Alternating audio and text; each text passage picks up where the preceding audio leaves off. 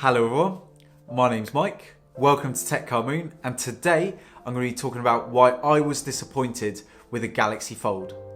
Let's jump into it. First of all, I just want to say, well done Samsung. This is an amazing device, don't get me wrong, and this is a first generation device, so it's not going to be perfect.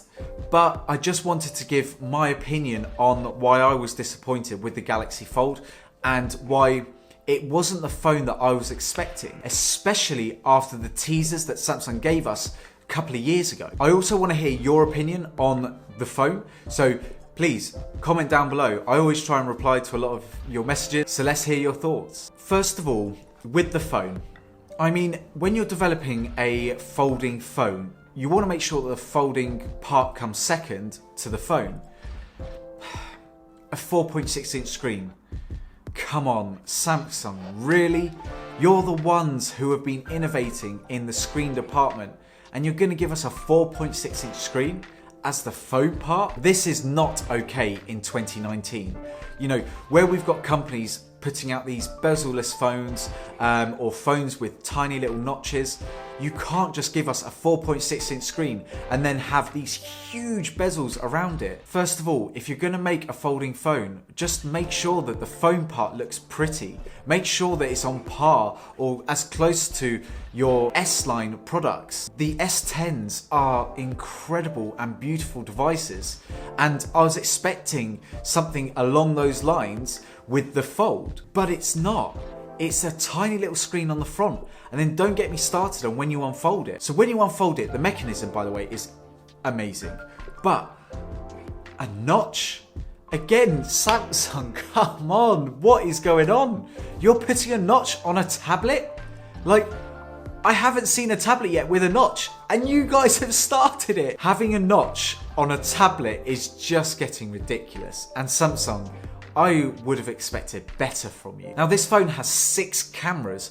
First of all, you don't need that many cameras onto a phone. Surely your engineers must have thought, how can we use as little cameras as possible while making it as efficient for taking photos as possible when folding and unfolding? And the best that you came up with was just slapping a camera on almost every surface of this device. The reason why I'm just annoyed about this notch on the 7.3-inch touchscreen is just because when you're watching content, which is the main purpose of buying one of these phones, is it looks horrible. Like, don't get me wrong, the 3-way multitasking is amazing. I think every device should have that after a certain screen size. But to have the notch on the screen, it's just disappointing. Now, when the Galaxy Fold was announced, there was a moment on the Unpacked event where I saw that there was a crease when unfolded.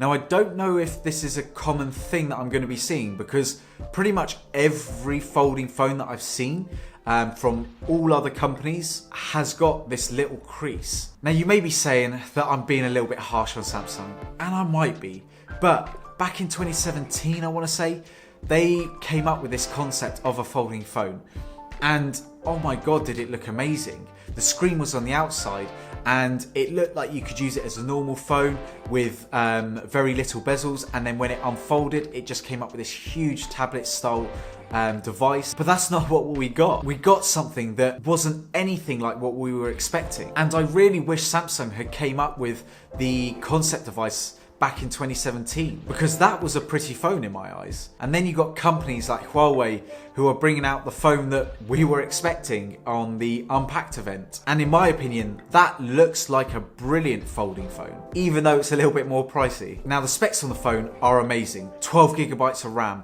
the storage options are just huge, and the battery workaround is such an innovative idea. But if they had just reversed the Fold, my god, would that have been an amazing device, and I think a lot of people would have been a lot more excited. Now, a lot of people are complaining about this $2,000 phone, but come on, where did you think that the price would be? This is a first generation device with technology that we haven't seen before. I think that the price of the phone is actually reasonable. I also think that Samsung priced it maybe a little bit higher than what everyone was expecting, because I don't think they want this phone to be accessible in everyone's hands. Just remember, they've had bad publicity when they've push the limits of the batteries. So they don't want to have this in a huge scale. They just want a select few to have these phones, to try it out.